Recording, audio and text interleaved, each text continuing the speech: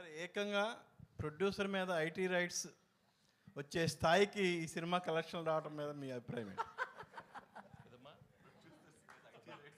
అయిందా? నిజమా?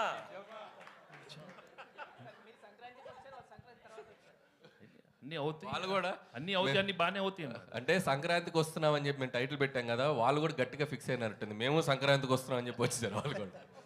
కాదు అనిల్ గారు, ఇప్పుడు పాపం మీ ప్రొడ్యూసర్ ఏమో బాధలు ఉంటే మీరు సక్సెస్ చేసుకోవడం కరెక్ట్. మా ప్రొడ్యూసర్ బాధలో లేరండి. ఇండస్ట్రీలో చాలా మంది మీద జరుగుతున్నాయి రైట్స్, ఆయన ఒక్కడి మీద జరగట్లేదు. అండ్ ఇట్స్ టూ చాలా ఇది ఒక ప్రాసెస్లో భాగమే. ప్రతిసారి 2 ఏళ్ళకి ఒకసారి 3 ఏళ్ళకి ఒకసారి ఇండస్ట్రీ మీద కానీ బిజినెస్ సర్కిల్స్లో కానీ ఐటీ రైట్స్ జరగడం సర్వసాధారణం.